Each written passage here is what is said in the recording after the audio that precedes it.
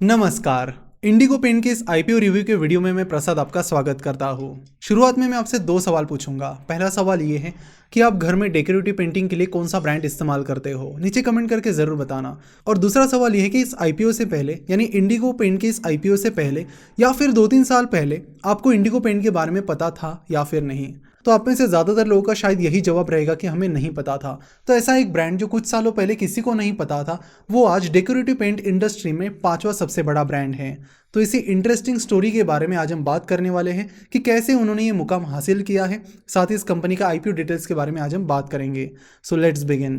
Company की पूरी story शुरू हुई साल 2000 में, जब कंपनी के प्रमोटर हेमंत जलान अपना बिजनेस मैनेज कर रहे थे झारखंड में। झारखंड में उनका फैमिली बिजनेस था और वहीं पर आसपास उन्होंने कई सारे सीमेंट पेंट की इंडस्ट्रीज और कंपनीज देखी और वहीं पर उन्हें पेंट इंडस्ट्री में एंटर करने की आइडिया आई। फिर वो जोधपुर चले गए और वहां पर अपना पहला मैन्युफैक्चरिंग प्लांट सेटअप किया। झारखंड के झुमरी तलई शहर से उन्हें पहली ऑर्डर मिली। देखते देखते शहर से बहुत सारी ऑर्डर्स उन्हें मिलने लगी। इस चीज को ऑब्जर्व करते हुए उन्होंने देखा कि शायद हमें टीयर 2 और टीयर 3 सिटीज पर ही फोकस करना चाहिए, और वही उन्होंने किया। उन्होंने सिर्फ टीयर 2 और टीयर 3 सिटीज यानी छोटे शहरों पर फोकस किया और वहां पर पहले अपना बिजनेस बढ़ाया। वहां पर अच्छा सक्सेस मिलने के बाद वो धीरे धीरे बाकी सिटीज में एंटर करने लगे। जम्मू कश्मीर और हिमाचल प्रदेश जैसे कुछ स्टेट्स छोड़कर आज इंडिगो पेंट हर एक स्टेट में मौजूद है। साथ ही कंपनी अपना बिजनेस भी पिछले कुछ सालों से तेजी से बढ़ा रही है। शुरुआत के 10 सालों में कंपनी बहुत ही स्लोली प्रोग्रेस कर रही थी और इसके पीछे दो कारण थे। पहला कारण यह था कि कंपनी वही प्रोडक्ट्स बना रही थी जो बाकी कंपनीज भी बना रही थी, यानी एशियन पेंट्स, बर्जर पेंट, इनके जो प्रोडक्ट्स हैं वही प्रोडक्ट्स कंपनी बना रही थी और बेच रही थी। इसके लिए उनके लिए कोई स्पेशल डिमांड नहीं आ रही थी। और दूसरा मेन प्रॉब्लम कंपनी के लिए ये था कि डेकोरेटिव पेंट इस इंडस्ट्री में एडवर्टीजमेंट और मार्केटिंग बहुत इंपॉर्टेंट है। आप किस तरह से एडवर्टीजमेंट करते हो ये बहुत मैटर करता है, लेकिन कंपनी के पास उस टाइम फंड नहीं था और इसीलिए कंपनी को शुरुआत में काफ़ी स्ट्रगल का सामना करना पड़ा। लेकिन आगे चलकर कंपनी ने दोनों भी प्रॉब्लम सॉल्व किए। कैसे? पहला प्रॉब्लम था मी टू प्रोडक्ट्स का, यानी कंपनी वही प्रोडक्ट्स बना रही थी जो बाकी कंपनीज भी बना रही थी। कंपनी ने इस पर काम करके कुछ इनोवेटिव प्रोडक्ट्स बनाए, जैसे कि कंपनी ने metallic emulsions, tile coat emulsions, floor coat emulsions, dirt proof और वाटर प्रूफ एक्सटीरियर लैमिनेट, ये सारी चीजें इंडिया में पहली बार मैन्युफैक्चर की और इंडियन मार्केट में ये सारी चीजें पहली बार इंट्रोड्यूस भी की। तो अपने कुछ इनोवेटिव प्रोडक्ट्स लाने के बाद कंपनी का बिजनेस तेजी से बढ़ने लगा। इससे कंपनी को काफी ज्यादा फायदा मिला और आगे भी कंपनी को इससे फायदा मिल सकता है। आज कंपनी का लगभग 25% रेवेन्यू इन इनोवेटिव प्रोडक्ट से आ रहा है, जो कि एक बहुत बड़ी बात है। कंपनी का जो दूसरा प्रॉब्लम था वो था एडवर्टीजमेंट का बजट, और उसे भी कंपनी ने सॉल्व किया फंड्स रेज करके। 2014 में कंपनी ने सिक्वोया से 50 करोड़ रुपीज रेज किए और 2016 में 90 करोड़ रुपीज। इस तरह से कंपनी ने सिक्वोया से 140 करोड़ रुपए रेज किए और उससे अपना मार्केटिंग बजट बढ़ाया और कई सारे इनोवेटिव मार्केटिंग्स और एडवर्टीजमेंट कैंपेन्स लाए। तो इन सारे एफर्ट्स के बाद कंपनी काफी तेजी से बढ़ रही है। कंपनी के फाइनेंशियल्स भी काफी रफ्तार से बढ़ रहे हैं। तो बात करते हैं इस इंटरेस्टिंग कंपनी के आईपीओ के डिटेल्स के बारे में। कंपनी का आईपीओ 20 जनवरी को खुल रहा है और यह आईपीओ 22 जून तक खुला रहेगा। कंपनी का आईपीओ का प्राइस बैंड 1488 रुपीज से 1490 रुपीज है और एक लॉट में 10 शेयर्स रहेंगे, जिसका मतलब है कि एक लॉट में इन्वेस्ट करने के लिए आपके पास करीब 15,000 रुपए होने चाहिए। 28 जनवरी को इंडिगो पेंट के शेयर्स की अलॉटमेंट होगी और 2 फरवरी को कंपनी के शेयर्स एनएसई और बीएसई पर लिस्ट हो जाएंगे। वैसे इस टोटल इशू की साइज है 1176 करोड़। इसमें से कुछ फ्रेश इशू है तो कुछ ऑफर फॉर सेल है। इंडिगो पेंट का लगभग 60% स्टेक जलान फैमिली के पास है और लगभग 40% स्टेक सिक्वोया के पास है। तो इस ऑफर फॉर सेल के जरिए हेमंत जलान अपना कुछ स्टेक बेच रहे हैं, वही सिक्वोया भी अपना कुछ स्टेक बेच रही है। वही जहां तक फ्रेश इशू की बात है तो उससे जो भी पैसा आएगा उससे कंपनी अपनी मैन्युफैक्चरिंग फैसिलिटी को एक्सपांड करने वाली है। फिलहाल कंपनी की 3 मेन मैन्युफैक्चरिंग फैसिलिटीज है, जो कि राजस्थान, तमिलनाडु और केरला में है। कंपनी की जो तमिलनाडु की मैन्युफैक्चरिंग फैसिलिटी है वो कंपैरेटिवली नई है और इस आईपीओ से मिलने वाले पैसों से उस फैसिलिटी का एक्सपांशन किया जाएगा। अब बात करते हैं कंपनी के बिजनेस मॉडल के बारे में। तो सीमेंट पेंट्स और पुट्टी, इमल्शंस, इनेमल्स और वुड कोटिंग्स, प्राइमर्स और डिस्टेम्पर्स, ये सारे प्रोडक्ट्स कंपनी बनाती है। कंपनी का करीब 45.3% रेवेन्यू इमल्शन से आता है, 17.9% रेवेन्यू इनेमल्स और वुड कोटिंग से आता है, 14.6% रेवेन्यू सीमेंट पेंट्स और पुट्टी से आता है, वही 21.1% रेवेन्यू प्राइमर्स, डिस्टेम्पर्स और बाकी चीजों से आता है। वैसे पेंट इंडस्ट्री में मेनली 2 सेगमेंट्स हैं। पहली है इंडस्ट्रियल पेंट और दूसरी है डेकोरेटिव पेंट। इंडस्ट्रियल पेंट का मार्केट शेयर है 26%, वही डेकोरेटिव पेंट का मार्केट शेयर है 74%। यानी डेकोरेटिव पेंट का इंडस्ट्री में काफी ज्यादा मार्केट शेयर है और Indigo paint decorative paint industry में ही ऑपरेट करती है। जहां तक डेकोरेटिव पेंट इंडस्ट्री की बात है तो इसमें एशियन पेंट सबसे बड़ा प्लेयर है जिसके पास 41.6% मार्केट शेयर है। उसके बाद आता है बर्जर पेंट जिसके पास 11.9% मार्केट शेयर है। उसके बाद आता है कंसाई नेरोलैक, नेरोलैक के पास 6.9% मार्केट शेयर है।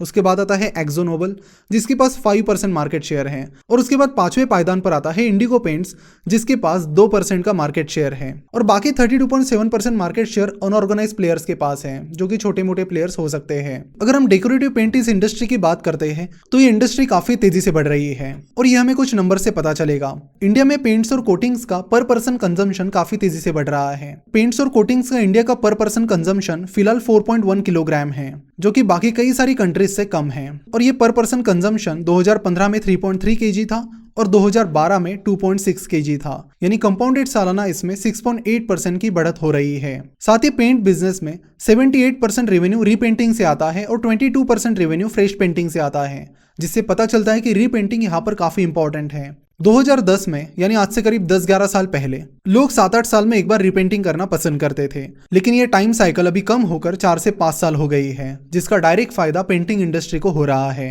अब बात करते हैं कंपनी के पॉजिटिव और नेगेटिव फैक्टर्स के बारे में। जहां तक पॉजिटिव फैक्टर्स की बात है तो कंपनी का पहला पॉजिटिव फैक्टर ये है कि कंपनी के जो फाइनेंशियल्स है वो बहुत तेजी से आगे बढ़ रहे हैं। ग्रोथ काफी फिनोमिनल है। कंपनी के रेवेन्यू, प्रॉफिट्स और बाकी चीजें भी काफी तेजी से बढ़ रही हैं। चलो देखते हैं कि किस तरह की ग्रोथ कंपनी की रही है।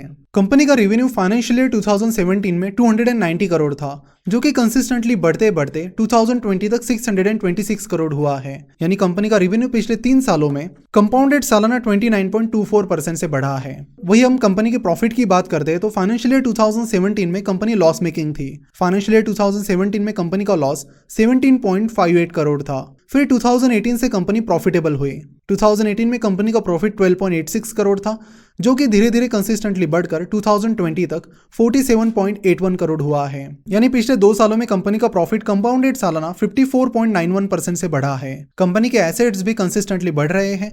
वही कंपनी का जो डेट है वो काफी कम है। फाइनेंशियल ईयर 2020 में कंपनी का लॉन्ग टर्म डेट 24.71% रहा है। अगर हम कंपनी के प्रॉफिट को देखते हैं तो कंपनी का प्रॉफिट लॉन्ग टर्म डेट से ज्यादा है, जिससे हम ये कह सकते हैं कि कंपनी का लॉन्ग टर्म डेट कम है। कंपनी का अगला पॉजिटिव फैक्टर है कंपनी के एडवर्टीजमेंट। कंपनी काफी इनोवेटिवली एडवर्टीजमेंट कर रही है। जैसे कि हमने देखा कि डेकोरेटिव पेंट इस इंडस्ट्री में एडवर्टीजमेंट बहुत मैटर करती है। ऐसे में आप किस तरह से एडवर्टीजमेंट करते हो वो मैटर करता है। जहां तक इंडिगो पेंट की बात है, कंपनी बहुत ही इनोवेटिवली एडवर्टीजमेंट कर रही है, जिसके कुछ एग्जाम्पल्स आप यहाँ पर देख सकते हैं। कैसी लग रही है साड़ी? थोड़ी डल लग रही है।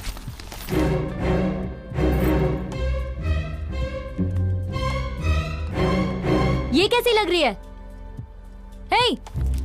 ये भी डल है। और ये भी डल है। अरे पगले, साड़ी नहीं सीलिंग का कलर डल है।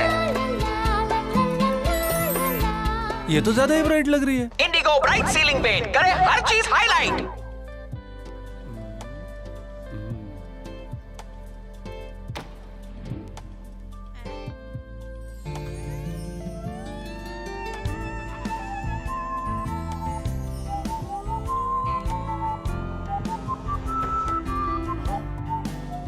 मेरे जैसी शाबाशी चाहिए तो आप भी कोई रेगुलर नहीं, इंडिगो पीयू इनेमल अपनाइए। हाँ, सिर्फ इंडिगो पीयू इनेमल। इंडिगो। तो जैसे कि आपने देखा, कंपनी एडवर्टीजमेंट्स पर काफी कुछ काम कर रही है। कंपनी का अगला पॉजिटिव फैक्टर है इनोवेशन। कंपनी कई सारे इनोवेटिव प्रोडक्ट्स ला रही है। इंडस्ट्री चाहे कोई भी हो, मैन्युफैक्चरिंग हो या फिर सर्विस हो, इनोवेशन आपको अलग करता है कंपटीशन से, और ये बहुत इंपॉर्टेंट भी है। यहाँ पर कंपनी बहुत ज़्यादा इनोवेशन पर फोकस कर रही है और कई सारे इनोवेटिव प्रोडक्ट्स ला रही है, और इन इनोवेटिव प्रोडक्ट्स से कंपनी को मिलने वाला रेवेन्यू भी लगातार बढ़ रहा है। So that's a very good thing. Company का अगला पॉजिटिव फैक्टर है फास्ट ग्रोथ और कंपनी का मैनेजमेंट। मिस्टर हेमंत जला ने जिस तरह से कंपनी को मैनेज किया है और जिस तरह से कंपनी को वो बढ़ा रहे हैं, वो सही में काबिले तारीफ है।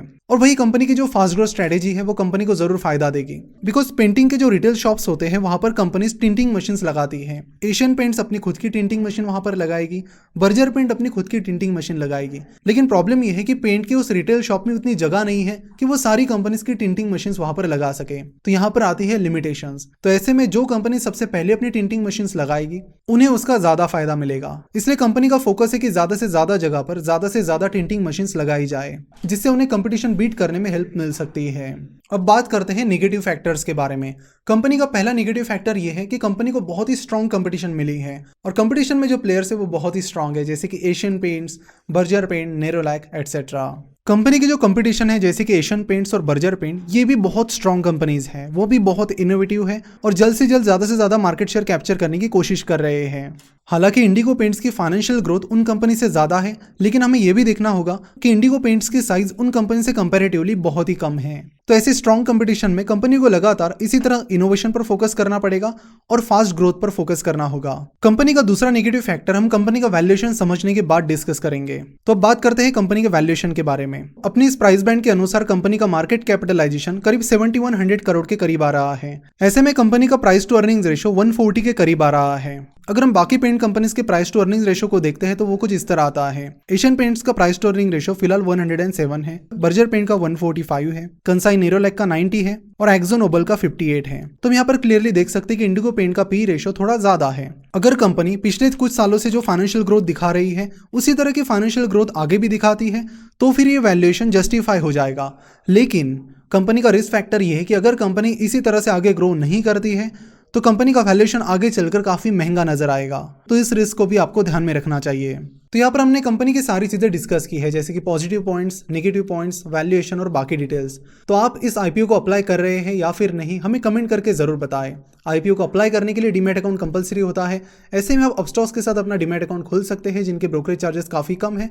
साथ ही रतन टाटा फंडेड कंपनी, इसलिए ट्रस्ट फैक्टर का भी कोई इश्यू नहीं आएगा। अगर आप अपना डीमैट अकाउंट सक्सेसफुली उनके साथ ओपन करते हैं तो आपको फिनोवेशंस की तरफ से कुछ गुडीज भी मिलेगी फ्री में। नीचे डिस्क्रिप्शन में दी गई लिंक पर क्लिक करके आप फ्री में अपना ये डीमैट अकाउंट खोल सकते हो। तो यहाँ पर 2 आईपीओज आ रहे हैं, IRFC और इंडिगो पेंट्स। जहां तक IRFC की बात है तो IRFC के फाइनेंशियल्स भी बहुत स्ट्रांग है, लेकिन वो एक गवर्नमेंट कंपनी है और उनका मेन कस्टमर भी एक ही है जो कि है इंडियन रेलवेज। वही IRFC ने जो वैल्यूएशन रखा है उसमें ग्रोथ फैक्टर को उतना लेना देना नहीं है। अगर कंपनी 9-10% से भी आगे ग्रो करती है तो दैट सफिशिएंट। वही जहां तक इंडिगो पेंट्स की बात है तो इंडिगो पेंट्स के फाइनेंशियल्स भी स्ट्रांग है और कंपनी एक प्राइवेट कंपनी है तो इससे हम और ज्यादा ग्रोथ भी एक्सपेक्ट कर सकते हैं।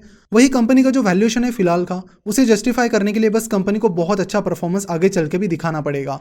जिस तरह से कंपनी ने पिछले कुछ सालों में परफॉर्म किया है बस उसी तरह का परफॉर्मेंस आगे चल के कंपनी करती है तो कंपनी का वैल्यूएशन काफी अच्छी तरीके से जस्टिफाई हो जाएगा। अगर आपको इंडिगो पेंट का ये रिव्यू और हमारा एनालिसिस पसंद आया है तो जरूर इस वीडियो को अपने सारे दोस्तों के साथ शेयर कीजिए ताकि उन्हें भी इस आईपीओ के बारे में और इस कंपनी के डिटेल्स के बारे में पता चले। सो मिलते हैं जल्दी एक बहुत ही इंटरेस्टिंग केस स्टडी के साथ। तब तक के लिए गुड बाय।